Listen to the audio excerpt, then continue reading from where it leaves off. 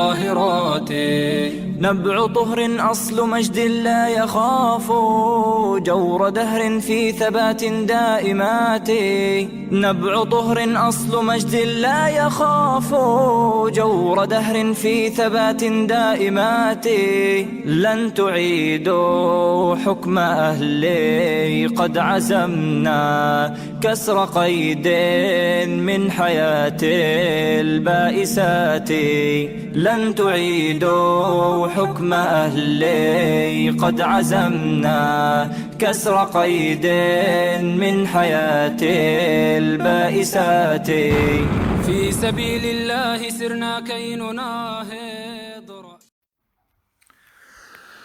Assalamu alaikum wa rahmatullahi wa barakatuh. Paix sur ceux qui suivent la guidée, paix et bénédiction sur le prophète sallallahu alayhi wa sallam, sur ses compagnons, ses amis, sa famille, ainsi que sur tous ceux qui le suivront de bonne foi jusqu'au jour du jugement. Alors comme vous, je suis bien au courant de tout ce qui se passe, les Kurdes par-ci, le voile par-là, Zemmour, enfin toutes les histoires qu'on nous abreuve. Enfin c'est bien parce que ça nous évite de parler de l'explosion de Rouen, la pollution qui en découle. Enfin, c'est toujours la même chose en fait. Hein. Le facultatif, le fait divers, le banal obscurcit et joue le rôle de paravent avec des vrais drames, des vraies catastrophes. Catastrophes économiques, catastrophes écologiques, catastrophes climatiques. Tout ça, c'est aux oubliettes. Parlons barbe, parlons voile, voilà, tout le monde est content, tout le monde applaudit, et tous les télévisions parlent de ça. Bref, rien de nouveau, sous le soleil. Aujourd'hui, par rapport à tout ça, plutôt que montrer du doigt, toujours les mêmes qu'on connaît, qui sont là, je voudrais vous démontrer, Inch'Allah, que, en fait, nous sommes tous complices, tous responsables d'une façon ou d'une autre, et que donc, on pourra résoudre ça qu'en sortant du mensonge. C'est pour ça que j'ai dit le titre « Tous des menteurs ». Alors, tous des menteurs, je pense à qui? L'UOIF, qui a organisé des grandes kermesses annuelles au Bourget avec des chants, des danses, des conférences, qui a menti aux musulmans et aux musulmanes de France en laissant penser qu'ils pouvaient vivre comme des poissons dans l'eau avec leur voile, leur barbe, leurs prières, et qu'il fallait faire des hautes études, et que toutes les portes allaient s'ouvrir, et qu'on allait devenir des lobbies d'influence si on détenait des postes clés, etc., etc. Ils ont menti, ils ont trompé des millions de musulmans. Car tout le monde sait, encore plus aujourd'hui, que ce n'est pas la vérité, que ça ne fonctionne pas comme ça. Parce qu'il y a des idéologies, il y a des rejets, et qui ne tiennent pas compte du diplôme, des grands sourires, etc. Et le résultat aujourd'hui, c'est qu'on est là avec des milliers de sœurs qui ont fait des longues études de droit, qui ne peuvent pas devenir avocates.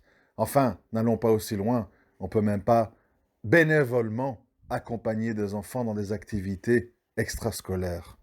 Que dire du reste?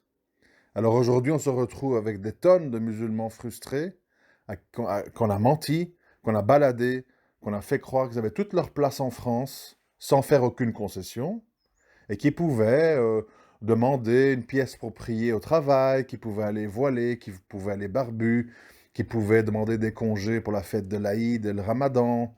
On a menti à tous ces gens. Pourquoi? Parce qu'on les a nourris d'espoir. Et quand on nourrit les gens d'espoir, ils sont contents. Et quand ils sont contents, ils adhèrent et ils payent. Ils payent la cotisation, ils payent l'entrée au Bourget, ils payent pour acheter le dernier bouquin de Frère Tariq, ils payent. Ils inscrivent leurs enfants dans le génialissime collège de Lille, meilleur collège de France, ils payent parce qu'ils ont des espoirs. Et voilà pourquoi ils vous ont menti. Ok, au suivant. Les salafis. Revenez au salaf saleh, écoutez les grands savants, vivez dans votre bulle en France, mettez vos pantacours, vos longues barbes, vos djilbab, vos niqab, c'est votre droit, Allah avant tout, faut pas avoir peur des hommes. et la hijra est obligatoire, etc., etc. Ok, c'est bien, bravo. Résultat, on se retrouve avec des gens complètement asociaux, qui n'ont évidemment aucunement leur place en France, rejetés de partout, stigmatisés, assimilés aux musulmans violents, même s'ils sont quiétistes. On a créé une secte dans la secte, puisque ces gens ne passent même pas le salam aux gens qui n'estiment pas être de leur minhaj. On a dit hijra, hijra. On a oublié de dire aux gens, tu dois arriver les poches bien pleines, parce qu'on est dans un monde de visas et de passeports.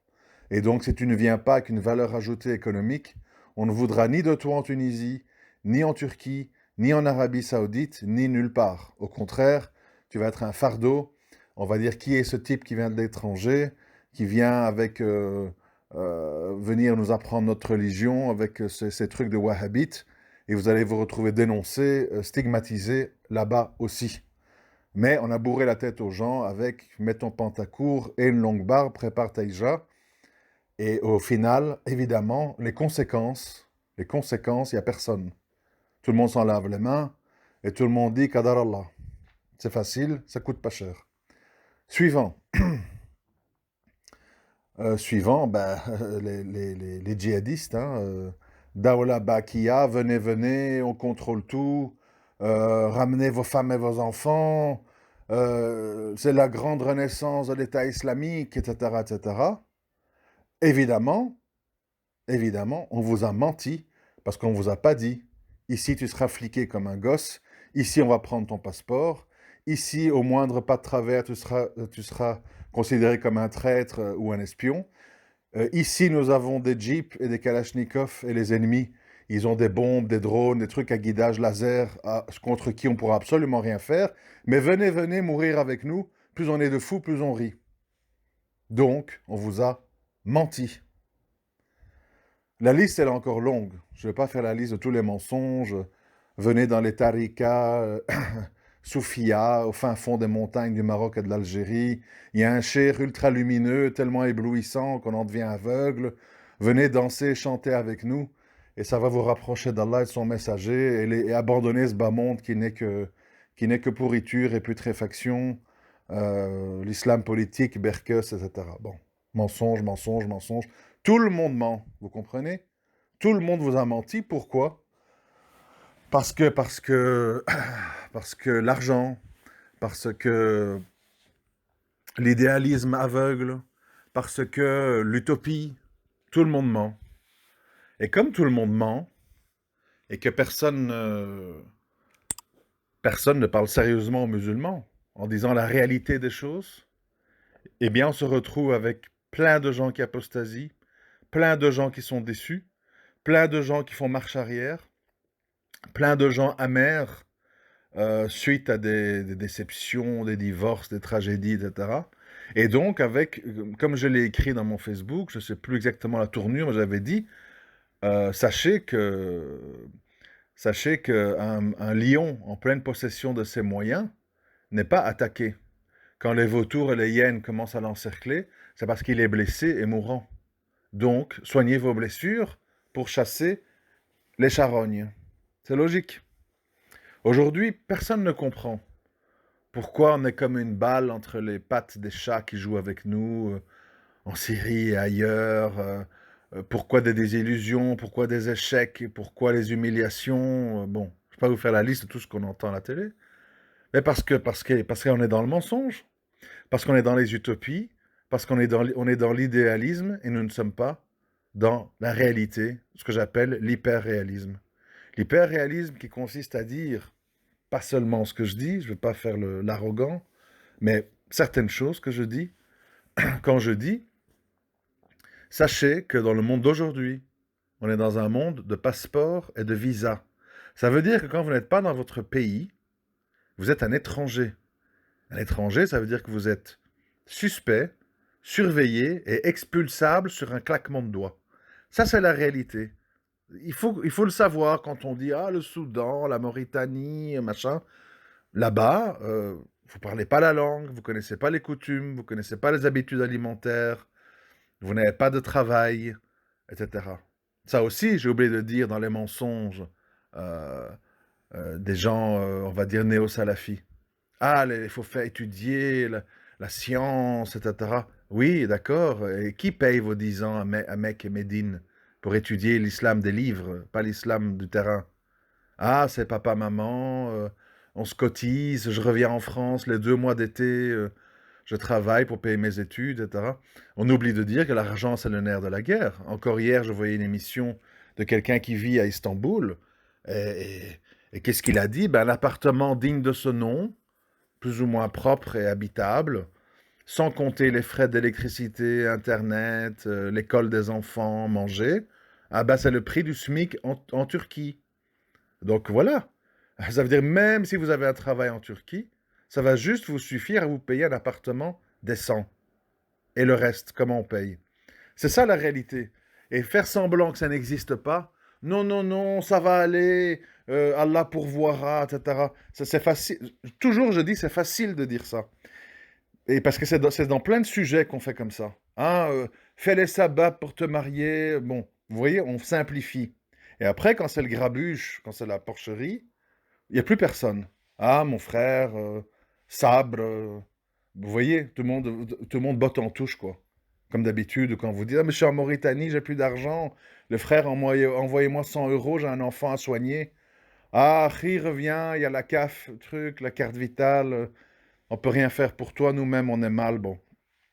Donc, toujours, comme je vous l'ai toujours dit, aussi gentils soient les gens, les conseilleurs sont pas les payeurs. En tout. Dans les sentiments, dans l'argent, dans la hijra, tout ce que vous voulez. Les conseilleurs ne sont pas les payeurs. Donc il faut toujours vous dire, avant de prendre des décisions, pourquoi on me dit ça, dans quel but, quels sont les risques, quelle est la décision la plus sage. Bon. Qu'est-ce que moi j'ai toujours dit, pour ceux qui m'écoutent depuis longtemps? J'ai dit, la plupart des problèmes auxquels on fait face, on peut y échapper par des mesures, par des habitudes de désaveu basiques, simples à mettre en œuvre. Par exemple, au lieu de parler de grands départs à l'étranger dans des pays où on n'est pas chez soi, j'ai dit commencer à imaginer partir vivre en dehors des grandes agglomérations en France. Il y a plein d'endroits en Auvergne, dans les Pyrénées, etc., où on peut vivre. Et si vous êtes aux allocations, la CAF ou le RSA, je ne sais pas quoi, les allocations familiales, ils vous payeront aussi bien là-bas qu'en Île-de-France. Les loyers seront beaucoup moins chers, etc., etc. Mais déjà ça, quand on vous dit ça, ouais, mais bon, moi j'ai pas envie de vivre loin de mes parents, il y a la mosquée, je suis habitué, bon, etc. Vous voyez? Donc déjà là, on bloque. C'est-à-dire que les gens, c'est ça le problème, les gens, pourquoi on leur ment? Pourquoi tous ces gens que je vous ai cités, ils leur mentent? Parce que les gens demandent le mensonge, vous voyez? Les gens, ils veulent le mensonge. Combien de frères, je veux me marier, ou de sœurs, je veux me marier, il n'y a pas, il n'y a pas, il n'y a pas. Et puis quand vous venez avec du concret, quelqu'un, etc., qu'est-ce que vous remarquez? Oui, mais il a eu un enfant avec une ex, j'ai pas envie qu'il y ait une ex, bon. Et là, vous remarquez, qu'est-ce qui se passe en fait? C'est que les gens, ils veulent se plaindre, mais ils veulent pas vraiment de solution. Ils veulent des mensonges. Oui, oui, Harry, patiente, tu vas trouver une jeune vierge dandine qui va être à tes pieds, truc, à la cuisine toute la journée, qui ne demandera rien. Et les gens, ils attendent, et puis à 45 ans, ils réalisent qu'on leur a menti. Bon, faut arrêter de mentir. Tout le monde ment. Ou tout le monde ment, ou tout le monde balade les gens en laisse, quoi. Vous voyez? On fait des vidéos avec des beaux montages, on rigole, on fait des blagues. Genre, en fait, on vit dans une série, vous voyez? Vous voyez tous ces youtubeurs là, connus, musulmans, je ne vais pas les citer, ils font 100 fois, 1000 fois plus de vues que moi. Moi, je suis un grain de sable dans cette affaire. Les avez déjà vus entendre parler de sujets sérieux et profonds. C'est toujours ma réponse à Zemmour, est-ce que la sodomie est vraiment machin? Enfin, on amuse le public avec les sujets du moment. C'est comme il y a un mois, hein, pas avant. La mode, c'était craché sur Tariq. Oui, ben, mais maintenant c'est fini. Le gars, il a été à la télé, il a dit, oui, écoutez, voilà, oui, moi j'ai violé personne, mais j'ai couché un peu partout. Euh, à ce moment-là, tout le monde réagit, alors que tout le monde savait, depuis des années. Moi, rappelez-vous, mes premiers audios sur le sujet, j'ai toujours dit, le gars, c'est pas un violeur, il a plein de filles à ses pieds, mais il y a plein de filles fâchées qui veulent se venger parce qu'il les a fait espérer un mariage qu'il n'a jamais donné. J'ai toujours dit ça. Allez écouter les archives. Depuis 2012. Et évidemment, si je le savais, d'autres gens le savaient. Mais le problème, c'est que tout le monde a menti, tout le monde a joué le jeu. Pourquoi? Parce que quand on ramène Tariq dans une conférence, ça fait vendre des tickets et les gens viennent. Donc c'était bien d'avoir Tariq sous la main pour le faire venir dans sa mosquée, comme on a fait après avec d'autres gens, Hassani Hussein, Rachida Dash. Dès qu'on les amène, on met leur nom sur les titres des affiches et ça amène du monde. C'est du business, vous comprenez? C'est ça le problème. Le problème, c'est qu'on n'est pas là pour tenir un discours vrai aux gens. On est là pour vendre. Vendre des entrées, vendre des livres, vendre des entrées de conférences, vendre des projets, vendre des trucs humanitaires, mais on n'est pas là pour dire la vérité aux gens. La vérité, pourtant, elle est vraiment simple à comprendre, elle est devant nous. C'est comme dans les gens musulmans ou non d'ailleurs, avec l'histoire de la Syrie. Il faut être idiot ou aveugle pour pas comprendre. Vous voyez bien le cirque. Nos amis Kurdes, et puis on abandonne les Kurdes. Oui, mais il faut pas les abandonner, il faut faire semblant qu'on les abandonne pas, mais on les abandonne quand même. Les Turcs, c'est des méchants, mais en même temps, on les paye pour qu'ils gardent nos réfugiés. Et les Russes, c'est pas bien, mais en même temps... Bon, les gens, ils jouent, vous comprenez? On est dans un monde où les gens jouent des pièces, jouent des rôles. Ah, c'est lui mon ennemi. Ah non, non, maintenant c'est un ami. Lui, c'est un ami. Ah non, maintenant c'est plus. Kadhafi, je l'ai reçu à l'Élysée en 2007. En 2010, je le bombarde. Voilà, vous comprenez? On joue. Nous sommes dans une grande pièce de théâtre. Et celui qui dit « j'ai pas envie de jouer, j'ai envie d'être dans la vérité, je tiens un discours clair, intemporel, défini, précis », on dit « c'est qui ce type? Il est bizarre, il veut pas jouer avec nous. » Vous comprenez? Dans un jeu de cartes comme le poker, etc., tout le monde ment, fait semblant. Bon, je connais pas bien, mais j'imagine. Si vous venez et vous respectez pas les règles, vous montrez vos cartes, vous mentez pas, etc., on dit écoute, sors de la table, hein, il y a des règles ici que tu respectes pas. Et donc, c'est ça la suite où je veux en venir. En tant que musulman, vous êtes évidemment des gens francs, des gens honnêtes, des gens véridiques, etc. Si, par faiblesse, par gentillesse, par pas envie de faire des vagues, j'ai pas dit le takfir, hein, on va pas commencer à m'amener là-dedans. J'ai dit, mais si à un moment donné, vous n'osez pas définir qui vous tient un discours sérieux, honnête, réaliste, et les gens qui vous baladent, ou qui vous donnent des conseils gratuits, comme on dit en anglais, talk is cheap, hein, parler c'est gratuit, à un moment donné, tout ça s'est mélangé. Et qu'est-ce qui se passe? C'est que non seulement les non-musulmans, mais aussi les musulmans, vont dire que tout ceci n'est pas crédible, que ça ne tient pas la route. On ne peut pas mentir aux gens. Et si on ment trop aux gens, comme tous ceux que je vous ai cités au début, là, les djihadistes, les salafis, les frères musulmans, à la fin, les gens, vous savez ce qu'ils vous disent? Moi, j'ai besoin de stabilité dans ma vie. J'ai une femme et des enfants. Je ne peux pas me faire balader comme ça. J'ai tout misé, j'ai cru à fond dans Tariq. Je me retrouve que c'est un pervers qui a menti. J'ai tout misé dans la salafia, truc, j'allais, etc. Et puis quand j'ai eu des problèmes financiers là-bas, personne ne m'a aidé, j'ai dû revenir. Et je me suis fait humilier par une fonctionnaire de la CAF. Quand je suis revenu, j'ai dû raser ma barbe. Je suis parti au djihad, machin, Syrie. Et une fois que j'étais là-bas, j'ai découvert que c'était la mafia sanguinaire, que tout le monde s'entretue. Et j'ai dû appeler l'ambassade de France pour revenir et aller en prison, j'étais content. Vous comprenez? Ces gens-là, ce sont des gens perdus. Parce que malheureusement, l'être humain, il fonctionne comme ça. Quand il appartient à un mouvement idéologique ou religieux ou politique, quand il y rencontre trop d'hypocrites, de menteurs, de manipulateurs dans ces mouvements, il décrédibilise tout le mouvement. Vous voyez? Et c'est le même problème partout. Il y a peut-être, je ne sais pas combien il y a dans le monde de prêtres, de curés, 100, 200 000, je ne sais pas. Eh bien, il suffit qu'il y en ait 100 qui aient abusé d'enfants pour que tout le monde répète en chœur, ouais, le christianisme, quelle vaste blague, et que c'est tout des pédophiles, etc. Les gens sont comme ça. Et donc, les gens qui mentent aux autres, ils ne se rendent pas compte de la responsabilité et les effets directs et indirects. Vous imaginez, je veux dire, je m'excuse de revenir sur cet exemple, mais parce que c'est un peu le plus récent, vous imaginez comme ça une femme qui a idéalisé l'islam, qui a vu Tariq comme un saint, et puis qui se retrouve à se faire uriner dessus et battre dans une chambre d'hôtel. Quelle vision, elle va dire, mais si lui qui m'avait l'air tellement équilibré, gentil, intelligent, il est comme ça, que dire des autres? Ça doit être des monstres. C'est la logique humaine. C'est la logique humaine.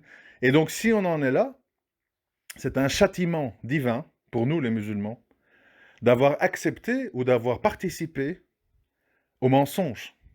Nous avons tous menti. On a menti aux autres, on a menti à nous-mêmes. On fait semblant. On fait semblant. Quand je dis nous sommes dans un monde de passeports et de visas, les gens font semblant que ça n'existe pas.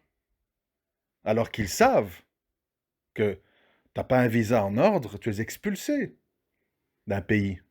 Les gens n'en ont rien à cirer de ta religion. Au contraire, on préfère des gens qui vont venir boire du pinard et jouer au golf à Marrakech plutôt que de convertis qui vont à la mosquée et qui parlent de religion. Ces gens-là ramènent pas de fric. Donc c'est un problème. Au contraire, ils vont réveiller nos jeunes et tout. On n'en veut pas, rentre en France.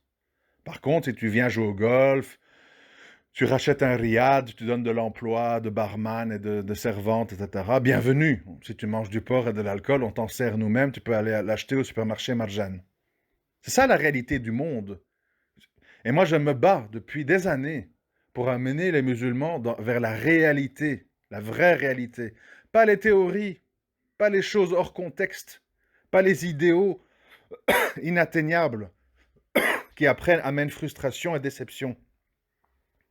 Évidemment, c'est un rôle ingrat, parce que les gens n'aiment pas entendre ça. Les gens veulent des formules toutes faites, des boîtes à rêves, avec des solutions faciles, etc. Tous les gens, honnêtes, hein, bien sûr, qui vivent en Égypte ou en Arabie, etc., ils vous diront, c'est pas facile, les gens sont très égoïstes, très individualistes, etc. C'est difficile de faire de l'argent.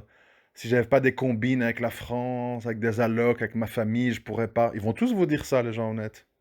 C'est comme ça. Les autres vous disent non, non, tout va bien, truc, kadarallah. Bon. Et après, quand vous êtes dans le jus, il n'y a plus personne. Donc faites attention. Nous vivons une époque où, certes, il y a l'islamophobie, tout, mais c'est pas nouveau. Je veux dire, à la moindre étincelle, le brasier prend feu.